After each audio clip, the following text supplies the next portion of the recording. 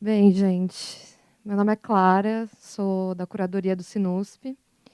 Eu tô aqui com a Bianca Vieira, que é repórter da Folha de São Paulo, foi assistente de direção de Libelu e também pesquisadora, né?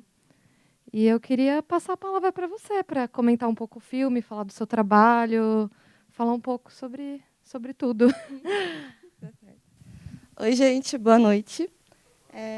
Estou muito feliz com todo mundo que veio assistir o filme hoje. É um filme que a gente gravou ali entre 2017 e 2018. Ele foi lançado na pandemia, então a gente não teve essa oportunidade de um lançamento coletivo, né?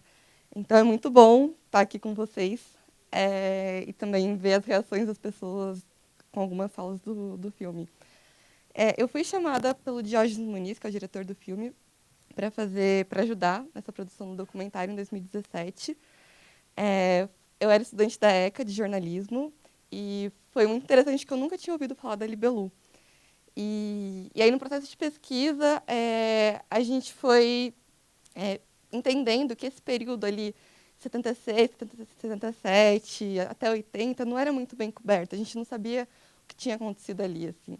Então, foi uma experiência muito interessante. É claro, é uma coisa muito pontual ali. A Libelu é um universo muito específico. E mesmo esse processo de apresentar para o público o que foi essa tendência estudantil, foi um trabalho muito interessante. E, não sei, hoje eu queria mais ouvir vocês, a percepção de vocês, dúvidas, críticas. Então, vamos conversar, bater um papo. É, alguém quer fazer alguma pergunta, falar alguma coisa? Primeiro, parabéns, Obrigada. que é protocolar, mas importante, assim. É muito, enfim, engajante o filme, muito interessante.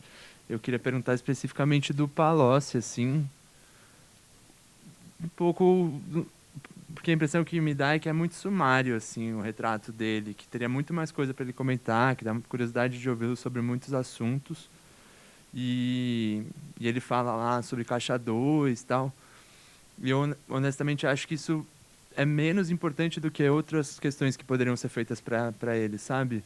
Quando ele fala que foi um economista conservador, isso talvez fosse mais interessante do que o Caixa 2, porque sim, mas isso já foi contado, isso a gente já sabe, ele é um desviador do caminho, enfim, ele é um persona não grata, isso já foi dito, sabe? Mas ele não comenta o trotskismo, ele não comenta as opções do PT depois, e aí ficou com essa curiosidade de saber como é que foi o encontro com ele, o que mais tinha de material, ele foi reticente, enfim, uma pergunta meio extra-fílmica, assim, mas porque Uhum, dá curiosidade. claro. O Palocci foi um personagem pelo qual a gente lutou muito, porque é muito surpreendente quando você está pesquisando sobre um grupo e aí você descobre que um ex-ministro da Casa Civil, da Fazenda, como o Palocci, da importância, da relevância que ele teve para a história recente ali do PT, que ele foi trotskista. Então, foi uma surpresa. E quando a gente começou a pensar, a fazer o filme, ele estava preso ainda, não era nem prisão domiciliar. E a gente começou a fazer esses contatos, primeiro via advogado, e aí o diretor até chegou a escrever uma carta para ele, assim, tipo, pô, dá entrevista aí. Mas foi muito delicado, ele não queria falar de jeito nenhum, porque a Lava Jato estava correndo ainda. Então, qualquer coisa que ele dissesse podia piorar ali o processo dele. E aí depois ele foi para a prisão domiciliar, a gente renegociou essa entrevista. A gente conversou com ele primeiro por vídeo e não rendeu. Ele foi muito lacônico, não respondeu nada do que a gente perguntou. E aí a gente insistiu e conseguiu essa conversa no apartamento dele. E foi uma coisa muito rápida, assim, ele não estava muito afim de falar. Então, a gente adoraria ter perguntado muito mais coisa, mas realmente foi algo muito... Foi uma oportunidade muito breve. Então, acho que até por isso não falou tanto e pegou mais essa coisa da corrupção, trotskista, corruptível, enfim. Foi uma coisa ali... Foi o que saiu também.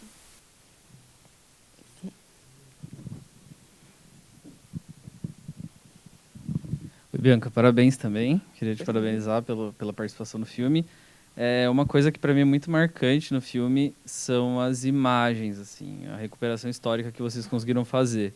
Imagens de arquivo, tal, os filmes, as fotos também, tem algumas muito marcantes. Aquela da menina cercada dos soldados é muito, muito marcante.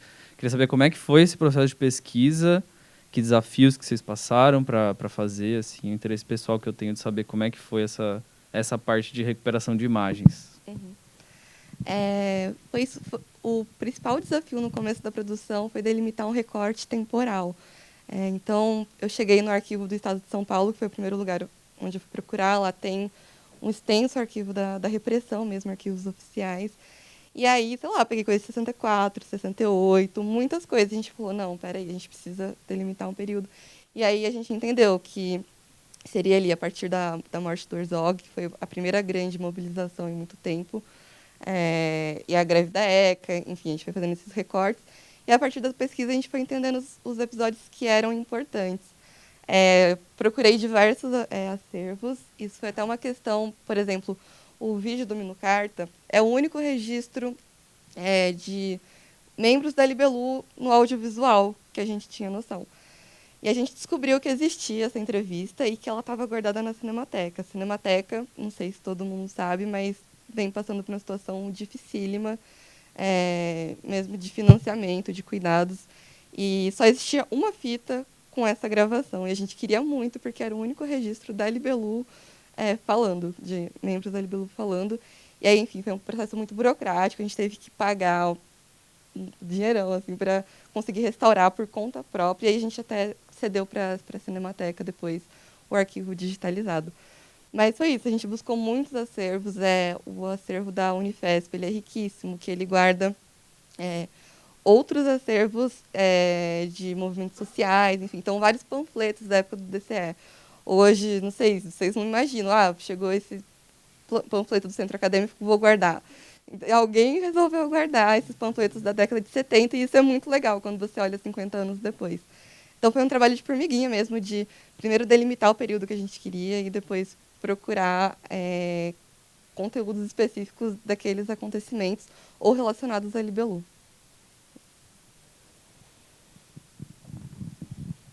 Boa noite, parabéns pelo filme também.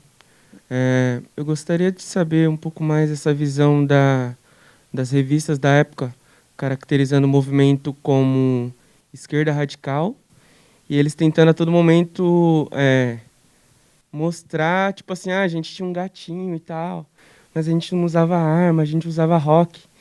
E se eles eram de fato radicais, assim, porque eu não, no momento que eles estão ali no viaduto do chá, eles são fechados, mostram um pouco dessa militância, um pouco com falta de experiência. Eu gostaria que você falasse um pouco disso. Obrigado.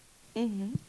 A gente tem que ver ali que a Libelu sucede, ocorre muito tempo depois dos anos de chumbo, né? Então foi um período que calou muito qualquer mobilização social ali, tudo tinha que ser clandestino, muitas pessoas morreram, foram torturadas.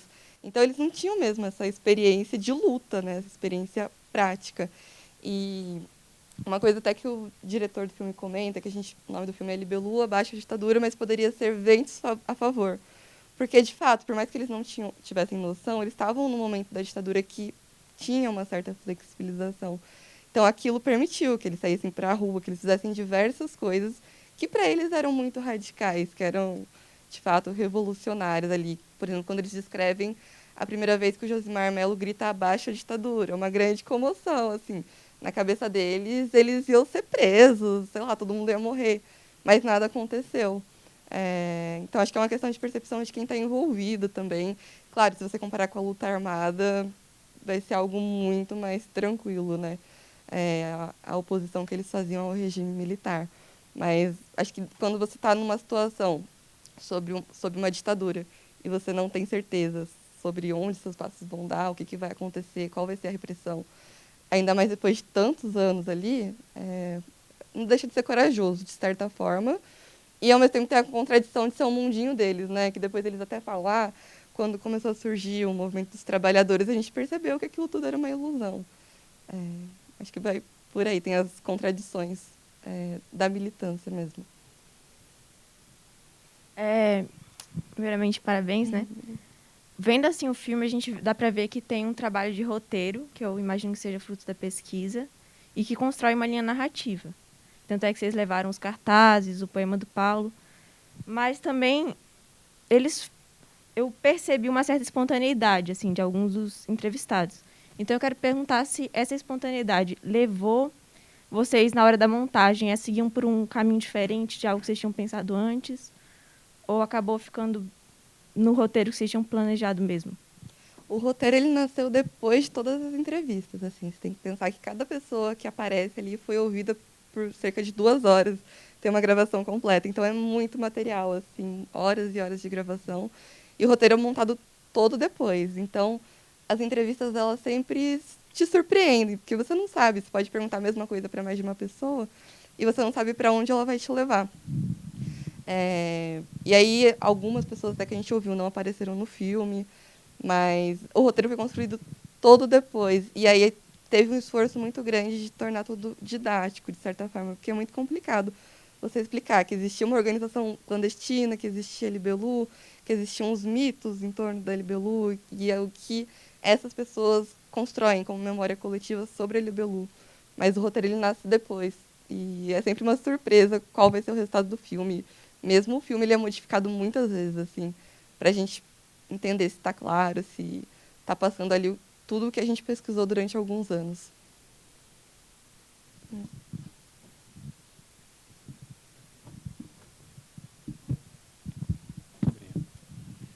Bom, boa noite aí. Boa noite. Na verdade, são 2 perguntas. Uma é... A Libelula ficou muito famosa para mim, assim, mais pelo que virou os membros dela depois do que pelo fato, enfim, da teorização dela, da luta dela, assim. E aí tem um boato que o Caio Túlio Costa foi uma pessoa muito importante nesse processo de inserir, né, os militantes na Globo, na Folha. Tá? Aí eu quero saber por que ele não participou, assim. Não que isso seja um problema do filme, né, mas só uma curiosidade. Não, ele foi ouvido, assim. Então, antes das entrevistas serem gravadas, antes da gente começar a rodar o documentário, a gente fez trocentas pré-entrevistas. Então, a gente, até para construir mesmo o argumento para o filme, para entender o que seria o filme e esse resgate histórico. E o Caio Túlio Costa, a gente até gravou com ele. Mas é isso, no final você tem que fazer uma seleção. A gente tem que fazer uma seleção e entender, assim, com quais personagens a gente consegue amarrar melhor a história. E ele aparece nos agradecimentos, tudo. Claro. E a outra pergunta é, no final, mais pro final disso surgiu o debate da questão racial ali, né? Uhum. E aí ia perguntar como que isso... Porque isso eu nunca vi sobre Libelu ser colocado, assim, né?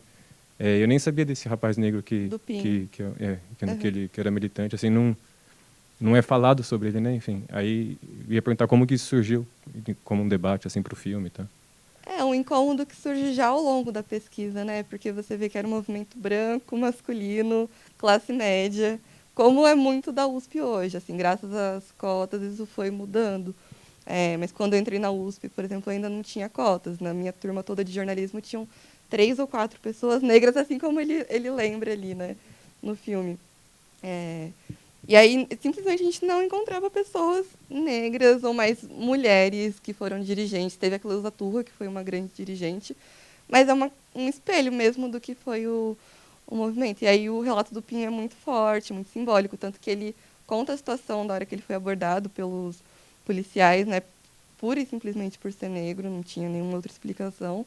E depois ele liga pra gente, né, e fala aquilo que eu contei na FAO, então foi um momento muito tocante. Mas é um incômodo, são as permanências, né, sociais e da própria USP, que a gente vê lá na década de 70 e que ainda hoje são muito presentes. Beleza aí, parabéns aí pelo filme.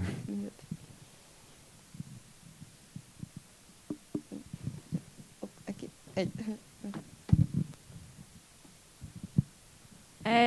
Teve a ideia de vocês entrevistarem pessoas de outras chapas que concorreram contra... Sim. Até porque outros, sei lá, hoje tem o Aloysio Mercadante, ele era da Caminhando, salvo engano, enfim, é um nome proeminente do PT também.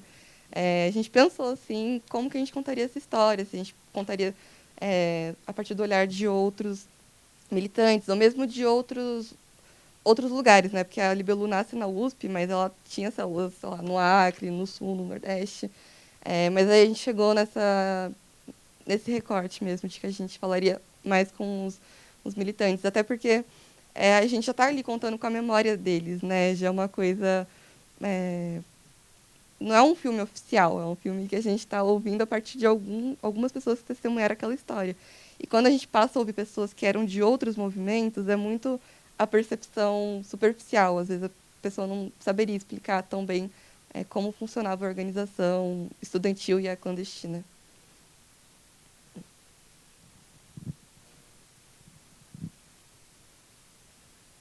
É isso? Eu tenho outra pergunta, então. Diga. Tá, eu fiquei pensando numa coisa, não sei se é teoria da conspiração, É. mas os entrevistados estavam do lado direito da tela. Isso foi uma piada interna, porque na visão deles eles estavam na esquerda e pra gente eles ficaram na direita. Não, eu achei isso ótimo. Né? A gente não tinha pensado nisso. Não, foi Tá bom. uma escolha da direção de fotografia mesmo, mas não teve nenhuma conversa nesse sentido.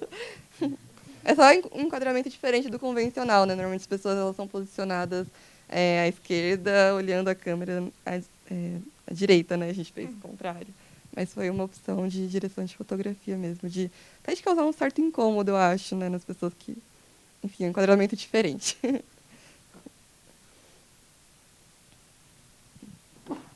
Na época, o DCE ele ainda é no lugar onde é o DCE agora? Não sei te dizer isso. Boa pergunta. E por que foi na FAO que vocês escolheram filmar? E não onde eram as reuniões? Esse é um filme de baixo orçamento, então a gente tinha primeiro uma dificuldade prática de locação. A gente não tinha como locar um lugar para várias entrevistas. Acho que a gente fez a maior parte das entrevistas em 2 semanas. E é muito caro você alugar um lugar por todo esse tempo. Então a gente foi afunilando as opções e a FAO foi perfeita, porque é um prédio lindo, foi construído pelo Artigas, foi exilado. E era o lugar também dos palcos das grandes assembleias da Libelu, do movimento estudantil de uma forma geral. Tanto que acho que não um pôster do filme, mas algumas imagens de divulgação são da FAO. E aí foi perfeito, assim, conseguimos a FAO, um espaço público, também era um espaço de memória. Muitos dos entrevistados voltaram pela primeira vez em 40, 50 anos. Então, é um lugar que evoca algumas memórias e sentimentos nos ex-libelus também. Eu fiquei... Opa, tá bem alto. Eu fiquei pensando, eu não sei por onde o documentário já circulou, né? Ele acabou não indo para salas pelo fato de ter sido lançado na pandemia e tudo mais. Mas vocês tiveram algum retorno, algum feedback de pessoas que eram do Libelu, que assistiram o documentário? Como que foi essa recepção? O que eles acharam? Qual foi o retorno que vocês tiveram? A gente ficou bem ansioso assim, com qual seria a avaliação das pessoas. Numa parte do filme, o Cadão Volpato, ele leu um e-mail que ele mandou para mim quando eu entrei em contato com ele, falando: olha, a gente está pesquisando para fazer um filme da Libelu, você toparia falar com a gente? E aí ele falou: eles são patéticos, o que vocês querem revirar isso? Assim, ele humilhou. Então a gente estava com esse receio, né? Mas entre os ex-libelus foi bem recebido. Pessoal que era de outras correntes estudantis fizeram algumas críticas, tipo, Libelu não era tudo isso, por que vocês fizeram um filme para eles? Mas foi bem legal, assim, o Hélio Gaspari, por exemplo, que escreveu alguns volumes importantes sobre a história da ditadura, fez uma crítica que deixou a gente emocionadíssima, assim, foi super legal. Foi uma recepção boa, sempre um medo muito grande quando você coloca um bebê como um documentário no mundo, né? Mas foi muito legal, a gente ficou bem feliz com a recepção das pessoas. As críticas maiores foram nesse sentido, assim, Libelu não era tudo isso, por que vocês não fizeram um filme sobre a Caminhando, sobre a Refazendo, que eram as outras tendências que existiam na época, ligadas a outros partidos. Oi? Tem que fazer uma escolha, né? Se a gente fosse escolher fazer um filme sobre todas as tendências, teria que ser, sei lá, uma série documental muito grande, né? A gente adoraria, mas a gente fez uma escolha. Já te passo. Claro. Emendando nisso, eu queria fazer a pergunta aí, por que, então, falar sobre esse movimento Libelu? E também qual a importância também, digo... ele não circulou muito, né? E hoje está aqui dentro do campus universitário da USP, né? Passando um filme que inteiro se passa na USP, se iniciou um movimento que se iniciou na USP. a ideia do filme nasceu porque o Diógenes ele também trabalhou na Folha durante um bom tempo. E aí ele ouvia falar das pessoas que eram libelus. Falava, no México fulano, não dá resposta atravessada porque ele foi libelu. E aí ficava, o que foi isso? E aí quando a gente pesquisava na internet, a gente achava um ou outro texto citando. A gente achou 2 artigos acadêmicos apenas citando a libelu. Na verdade, só um especificamente se debruçava sobre o que foi essa tendência. E quando a gente começou a pensar o filme, o que mais chamou a atenção o que foi essa tendência estudantil trotskista que gerou protagonismos à direita e à esquerda. Porque foi pré-Bolsonaro, então a direita, a nossa concepção de direita era uma, sei lá, Demetrio Maioli, Reinaldo Azevedo, eram, tipo, o auge da direita no país, assim. Aí, claro, com Bolsonaro, isso foi escalando, isso mudou, né? Mas ainda assim, são pessoas de direita e pessoas de esquerda que saíram de um mesmo grupo. E pessoas também chegaram à presidência da República, como foi o caso do Palocci e de outras pessoas. Sei lá, a Clara Ante, ela não era libelu, ela era do Partidão, mas, salvo engano, mas ela era também uma das principais assessoras do Lula. Então, o que foi esse grupo aí que gerou esses talentos todos, assim? Então, foi a partir dessa curiosidade que nasceu isso, e também pela lacuna mesmo que tinha de documentação desse período. Assim, né? 77 foram as primeiras grandes passeatas desde 68, isso é significante. E o que a gente tinha mais evidente era a invasão da PUC, que é algo mais comentado. Mas e aí, como que aconteceu a invasão da PUC? Como que depois de um período de silêncio e de estudantes não mobilizados, como que chega ao ataque da PUC, que deixou pessoas feridas, enfim. Foi um ato muito violento. E a sua segunda pergunta foi sobre... Está passando aqui, né? Esse filme ele estreou no Festival É Tudo Verdade, que ele é o maior festival de documentários da América Latina. Então, isso pra gente... E ele venceu depois. A gente não esperava, porque era o filme com o menor orçamento que tinha ali. E o diretor é novato, e tinha um monte de gente parruda concorrendo. Então, a gente não esperava por isso. Mas aí a gente acabou ganhando. Ele chegou a ser transmitido no cinema, mas foi isso. Foi por uma questão de obrigação para a gente poder passar para os streamings. Obrigação no sentido de que estava na pandemia, ninguém ia ver. Algumas pessoas foram ver. Mas a gente queria ter esperado um pouco para estrear no momento em que mais pessoas pudessem assistir no cinema mesmo. Ele também passou na Globo News e na TV Cultura recentemente. Mas é muito legal assim, poder estar aqui na USP, porque, sei lá, eu vi as pessoas rindo na hora que a Laura fala que a física era um soviet, assim. Eu acho que se fosse outro público, as pessoas não estariam rindo tanto, assim, desse paralelo, sabe? Então, é muito interessante. E até mesmo ouvir as perguntas, que eu sempre fico me perguntando como que esse filme chega para pessoas que não estão inseridas ali, sabe? Na experiência da universidade pública, do movimento estudantil, como que essas pessoas percebem isso. E mesmo como as pessoas que estão inseridas nesse universo percebem. Então, para mim é muito legal, assim, estar ouvindo vocês hoje.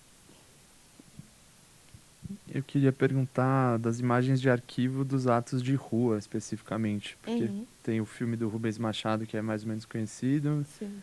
Mas eu imagino que fosse muito difícil filmar na rua, 76, 7, assim. Fico pensando quem que levou câmera 16mm para filmar a arte.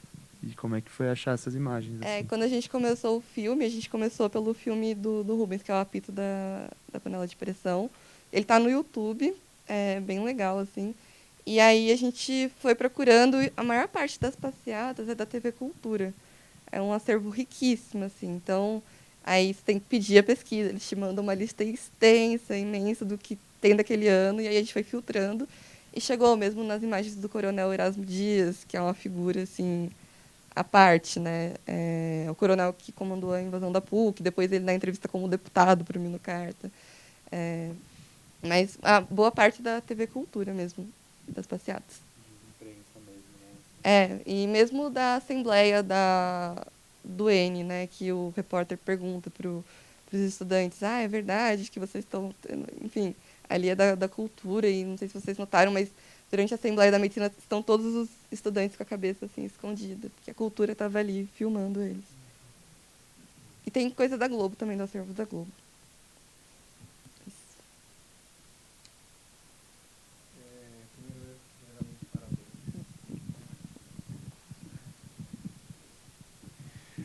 Parabéns pelo documentário.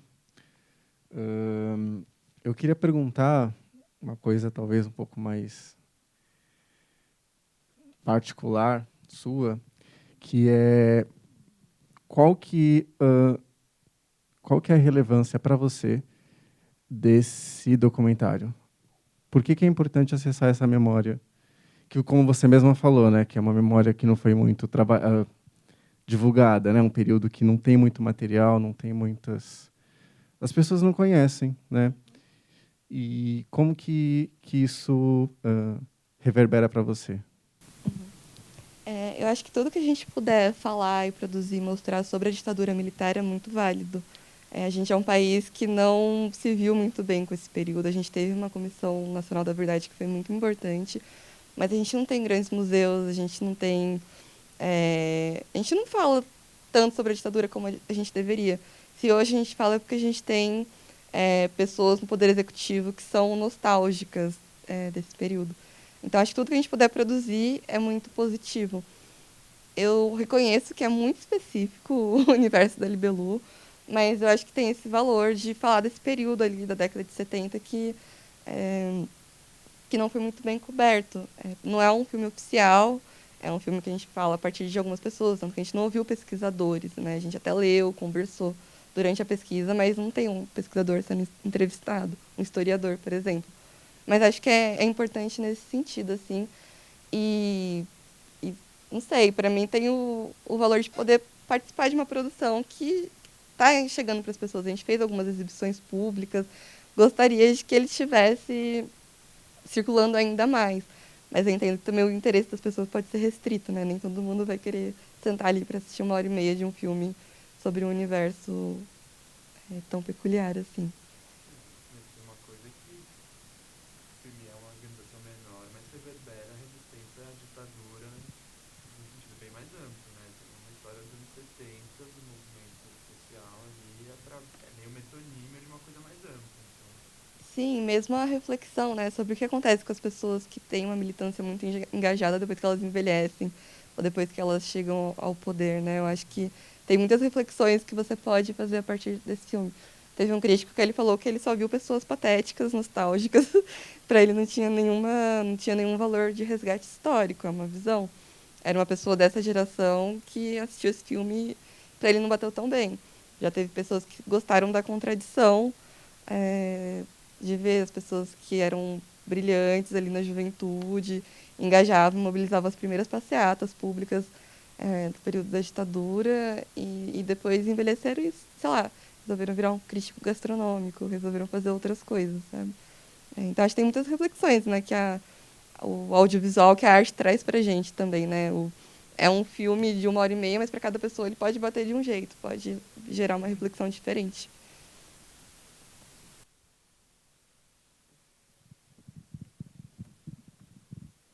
Boa noite. Boa noite. Eu queria perguntar primeiro se na equipe tinha só você ou tinha outras pessoas que também eram da USP. E para perguntar se isso gerou algum tipo de pensamento ou discussão entre vocês no sentido de comparar o movimento estudantil daquela época com o que vocês ou vivenciaram ou perceberam na USP no tempo de vocês, ou no seu tempo. Uhum. Na verdade, só eu era da USP, da equipe. Era uma equipe de 5, 6 pessoas, era uma equipe muito pequena. E só eu era da USP. E acho que foram mais questionamentos no âmbito pessoal, porque eu sou uma pessoa que eu venho de escola pública, eu venho de uma família pobre, entrei na USP quando ainda não tinha cotas, então era um cenário bizarro. E eu não tive a oportunidade de participar do movimento estudantil, porque eu tive que trabalhar desde o primeiro ano da faculdade para me manter. E aí essas similaridades com o movimento estudantil dos anos 70 bateu muito forte, assim, pensar, pô, sabe, tantos anos depois continua igual, sabe? Porque é isso, você precisa trabalhar para sustentar sua família, você não tem tempo para ir para um grupo de estudos revolucionários, né? Você vê da pessoa ali do filme, acho que o Pinho é a pessoa que mais tinha uma vida mais simples mesmo. A Cleusa Turro, ela lê na entrevista que ela era da escola pública da Vila Mariana. Mas ali ela reconhece que era um bairro de classe média, né? O que era aquela escola pública naquele período da cidade de São Paulo, sabe? Então, a maioria das pessoas já eram de classe média alta e isso possibilita, dá tempo, né, para a pessoa estudar, isso não entrou no filme, mas a gente tem a informação de que muitos textos eram em francês, em inglês, o texto da militância, do grupo de estudos. Então, como que uma pessoa pobre participa, se engaja tão a fundo sem saber o idioma, sem ter qualquer contato, né? Então, essas são acho que as discussões que o filme levanta e que se repetem ainda hoje na USP. Obrigado.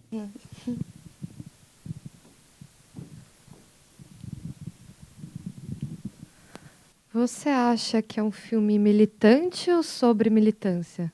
Ou os dois? Acho que definitivamente é sobre a militância. Acho que ele tem um olhar jornalístico ali em cima daquela trajetória. É claro que a gente nunca pode falar que um conteúdo é imparcial. Mesmo no jornalismo existe essa discussão, porque a gente sempre escolhe um recorte, a gente sempre deixa algo de fora, né? Mas não é um filme militante, definitivamente, porque a gente busca as contradições e tem uma preocupação com a construção da narrativa histórica, com a verdade, compromisso com a verdade também. Obrigada.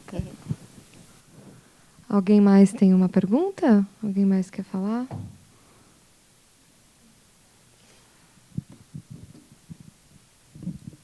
Bia, você comentou que teve algumas críticas do filme. Teve alguma que incomodou a equipe, assim? Vocês falaram, putz, isso aqui a gente efetivamente errou? Olha, acho que é que faz tanto tempo também que a gente lançou, mas eu não lembro de uma que a gente tenha pensado, pô, isso aqui a gente foi muito mal, assim. Claro que a gente podia ter feito muitos outros filmes a partir dessa história da Libelu, mas foi um processo muito discutido e a gente sabia das lacunas, a gente sabia do que estava faltando. E a maior parte das críticas foram mesmo de pessoas de outras tendências que não viram relevância ou acharam injusto ter um filme sobre a Libelu e não ter sobre outras tendências. E também tinha uma coisa assim, numa pegada, o que esses meninos aí, jovens, estão querendo saber sobre essa época, sabe? Eu acho que teve um incômodo geracional também. Mas a gente o tempo todo tentou fazer um processo muito respeitoso ali, enfim. Não falar, a gente quer saber de tudo. Não, a gente justamente queria aprender sobre aquele período. Eu tenho mais uma. Você comentou que teve entrevistas que não entraram no filme. Vocês vão ceder essas entrevistas para algum tipo de acervo para que essa memória coletiva não se perca ou está guardado com vocês só? Acho que isso é uma ótima ideia. O diretor, o Diógenes, ele, assim, quem pede para exibir o filme, ele cede. Então, ele está no streaming hoje para ter uma facilidade de acesso, né? Mas para quem quiser fazer exibição pública e pede, ele cede. Eu acho que com certeza, uma ótima ideia, porque tem depoimentos que a gente colheu, que a gente acabou não usando, o mesmo trecho de personagens que aparecem no filme, mas não foram usados. Isso com certeza é tudo memória e pode ir para algum acervo, sim.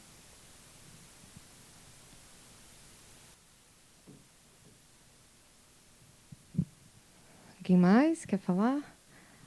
Bem, queria te agradecer. Se tiver mais alguma outra coisa que você não falou, que você gostaria de falar, a gente está aqui para te ouvir. Acho que é isso. Eu queria agradecer muito pela oportunidade. É realmente, assim, em tempos tão complicados para o audiovisual no país, é um presente mesmo poder estar exibindo um trabalho ao qual a gente se dedicou tanto. E mesmo ver o público assistindo e com vocês aqui até essa hora, eu sei que está puxado, mas agradeço muito pela presença de vocês.